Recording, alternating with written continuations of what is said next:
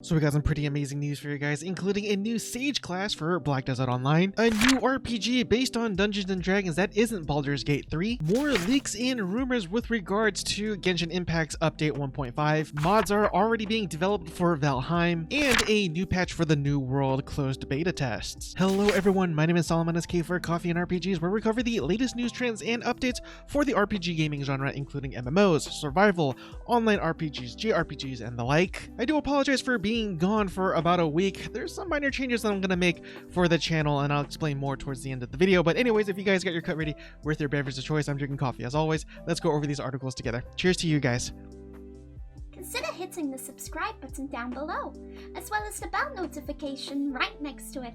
Thank you. So let's go ahead and start things off with a handful of articles from massivelyop.com. And in their first article, it says here that Black Desert releases the Sage class on PC, introduces life skill mastery, and Caphras stones to consoles. In my honest opinion, I mean, having new classes is awesome, but they're kind of rolling these classes out a little too fast. I mean, I'm still having problems or trouble just leveling up the Nova class, and yeah, it'd be nice to kind of take a breather here for a little bit. But anyways, it does go on to say that today's update has introduced the Sage class to the MMORPG along with a special event full of login rewards and goodies for leveling up the Sage. And what's equally as exciting in my opinion is this next part here, and it says that the latest update also added new level 59 awakening skills for every class.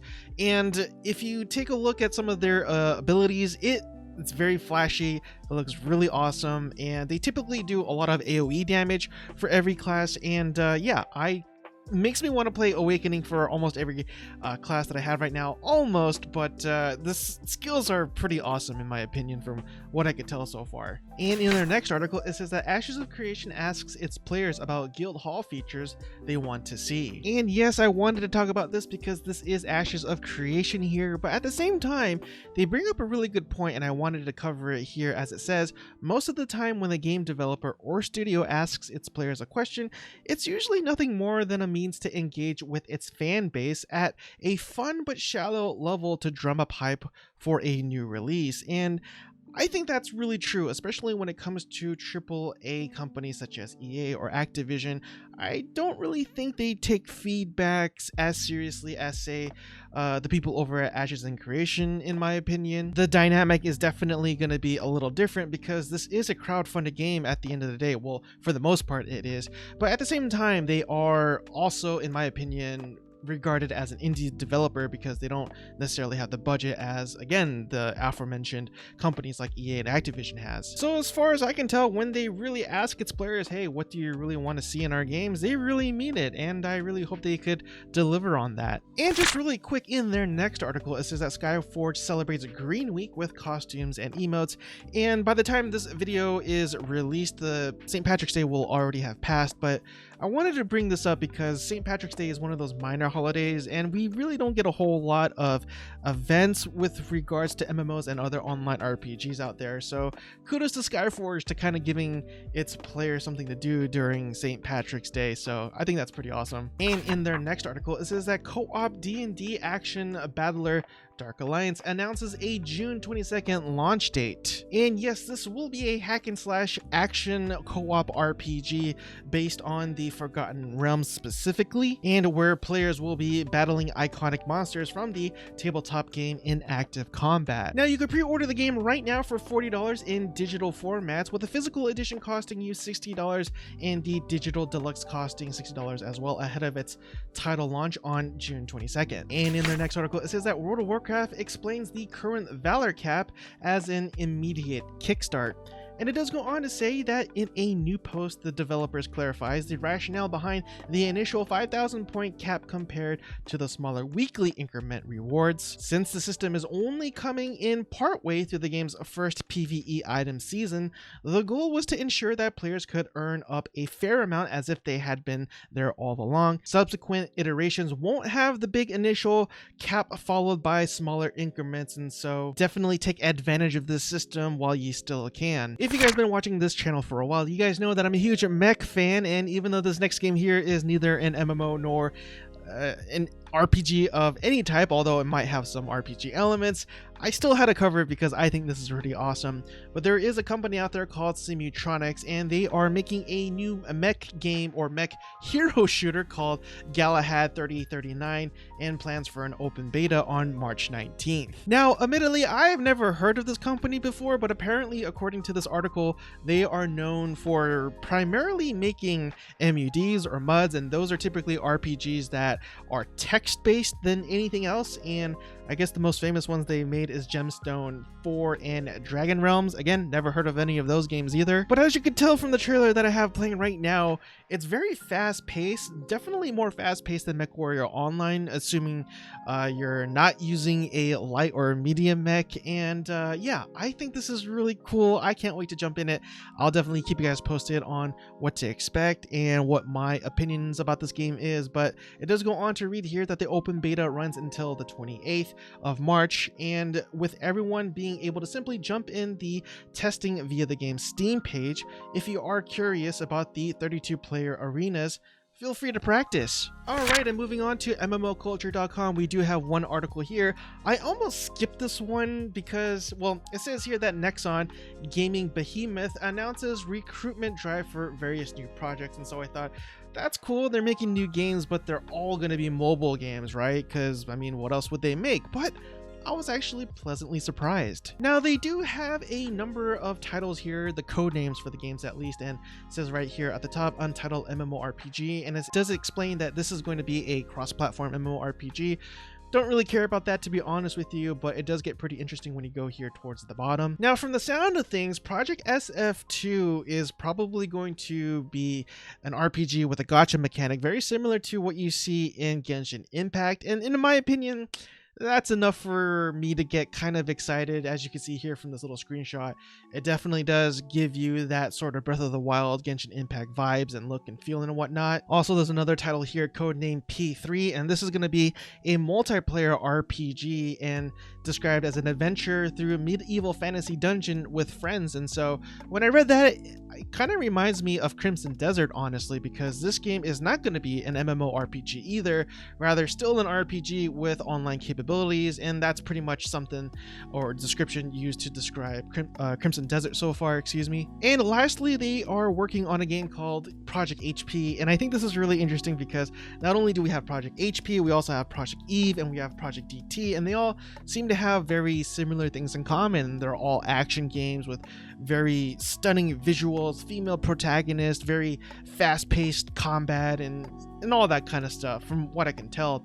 And it does go on to say here that this is an action game set in a medieval world, and surprisingly developed for just the PC platform. And admittedly, that caught me off guard too. Next, let's go ahead and head on over to allchart.com, and in their first article it says that Genshin Impact leak reveals a new Cryo character, Eula. If I could sum up Genshin Impact so far in 2021, it's leaks and rumors, and most of which actually have been true, if not all of it. And this is going to go over some of the rumors regarding a 1.5 update, as 1.4 was released either today or yesterday. So anyways, it does go on to say that after weeks of speculation, a recent tweet from a credible leaker revealed one of the upcoming characters, Eula. She's a Cryo Claymore from Mondstadt, and it does go on to read that we've previously mentioned that Eula has already been leaked alongside the Pyro Catalyst Feiyan, and that there's also a chance that both of them are 5-star characters, which would mean that the long-awaited Baizu, and I'm completely sorry if I'm mispronouncing that name, will most likely not make it to this next 1.5 update. These next two articles will have the title cut off on the right there, so I do apologize if you're watching this on a VOD, but it does go on to say that Survive the Fall is an isometric post-apocalyptic RPG that's been announced. And the name of the studio is called Angry Bulls, and this is their take on the post-apocalyptic survival RPG, again, which is called Survive the Fall, and released a trailer that showcases some features as well as gameplay. And they do go over how this game differs from other post-apocalyptic RPGs out there, as it says here that apocalypse in Survive the Fall didn't happen due to a nuclear war, which we've seen a few times in similar games, nor a zombie outbreak. Because the apocalypse in Survive the Fall was caused by an asteroid, The Earth has gone into numerous changes in quick succession, but the living conditions seem to have improved over the years. And as always, I do have the trailer playing right now. Let me know what you think of the game. I might give it a try because I really do like post-apocalyptic RPGs. And another game that's neither an MMO or an RPG, but I thought I'd cover it anyways because according to my analytics, a lot of you are in similar we could say age bracket, and chances are you grew up on the Age of Empires series. And if you have good news for you guys and us, as it says here that Age of Empires 4 gameplay reveal date confirmed by Microsoft. And it goes on to read that the Age of Empires team say that they are thrilled to announce a celebration of the iconic real-time strategy franchise with a new event called the Age of Empires Fan Preview. And this event, which will be jam-packed with full of surprises, will start at 9 a.m. Pacific time on April 10th of 2021. Next, let's head on over to PCGamer.com for a few articles, and in their first one here, it says that the Outer Worlds last DLC expansion, Murder on Eridanos, is out now. And it goes on to read that the second and final expansion for the Outer Worlds is out today, and as the trailer demonstrates, is jam-packed with the vanilla game's trademark quirk. And in terms of the storyline, it says that it has you on a planet to figure out who murdered Halcyon Helen, star of the in-game TV serial Terror on Monarch. And this is a real treat for all you puzzle-solving RPG fans out there, as it says that Disco Elysium Final Cut releases on March 30th. The detective RPG Disco Elysium will get its expanded Final Cut version, complete with a new political vision quests and 1 million words of voice acting on March 30th. It will be a free upgrade for anyone who owns the existing game, and a good reason to replay the best game you could play on the PC. Although I wouldn't say it's the best game, but it's pretty dang good, and I can't wait for this one myself. And in their next article, it says that Valheim mod adds Diablo-style epic loot drops. And as you can see here in this screenshot, the different loot in the game will give off different light, very similar to, again, the way Diablo handles their loot mechanics and whatnot. And this particular mod is called the Epic Loot mod, and it's created by a modder by the name of Randy Knapp? I'm sorry, I don't know how to pronounce that, but all in all, the main reason why I wanted to cover this story is because, in my opinion, the modders and its community is what prolongs the life of a game.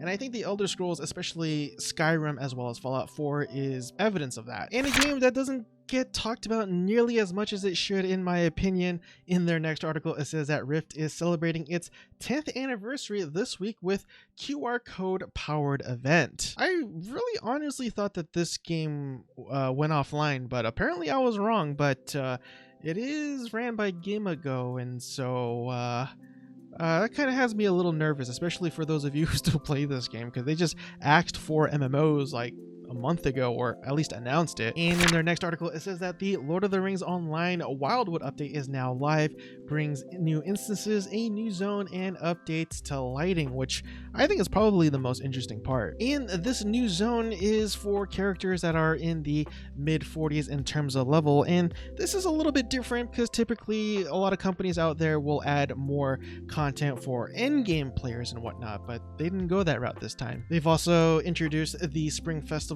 as well, that starts tomorrow on the 18th, which will be technically yesterday by the time this video comes out. And lastly, it says that the Lord of the Rings Online also updated its lighting and rendering, adding per pixel lighting attenuation for DX10 and 11 GPUs. And I think this is a precursor to what's to come, because we actually do know that they will be overhauling the entire graphics of this game as a coordinated effort to kind of push the Lord of the Rings hype, especially with the TV series coming out right now that is being released by Amazon. And in their next article, it says that the New World releases latest patch notes, new zone, new enemies, and progression updates. And no, this game is not released. Rather, these patch notes are for the closed beta tests that are going on right now.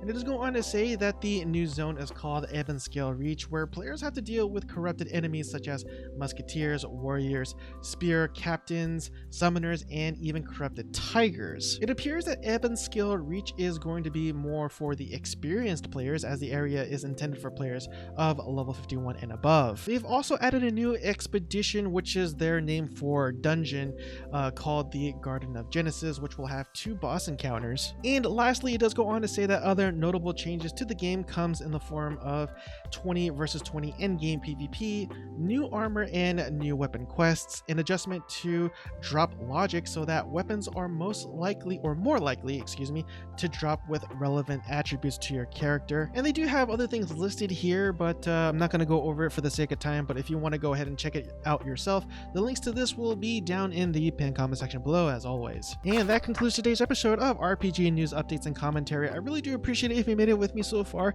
and if you feel as though I have earned your subscription, please consider hitting the subscribe button down below, as well as the bell notification icon right next to it, as that significantly helps with the channel, and I would greatly appreciate it. And really quick, as for the subtle or little changes that I will be making to the channel, I'm basically trimming out the fat, as I kind of described with you, Chaos DTV, if you remember on Twitter. You'll notice that I got rid of my subscribe star that was on TBA for the longest time, but I just got rid of it. I got rid of my Patreon, and I just want to say thank you so much, Dragonlorn, for being my first and only Patreon ever. And I got rid of my Discord. I'm going to make a new one later on, and basically I'm just trimming out the fat. I just want to concentrate on one thing at a time, and instead of spreading myself out too thin. I would really like to get that AdSense revenue, and so I'm just going to try to concentrate on bettering my content and figuring out more things with the algorithm so that I could finally hit 1,000 subscribers and then be qualified to be part of the YouTube partner program. And so that's my main focus right now. And as things pick up and, you know, things become a little bit more successful for me, hopefully, God willing, then I'll probably open up for different avenues of income here and there, provided I could provide you with something that's worth maybe $5 or $10 a month, because again, I want to be able to return something that's worth your hard-earned money, rather than just be like, hey, subscribe to me just because. I mean, I think that's just, anyways, yeah, that's just not me. But truly, I just want to say thank you so much for all your guys' support. You guys know who you are. I really do appreciate all the likes, the comments, the shares, and all that kind of stuff. It really does mean a lot to me. If anything, that probably helps out the channel a lot more than anything else. But anyways, I don't want to make this video too long, so I'll go ahead and leave it at that. Hope you guys have a blessed night, and I'll definitely see you guys next time. Cheers again, everyone.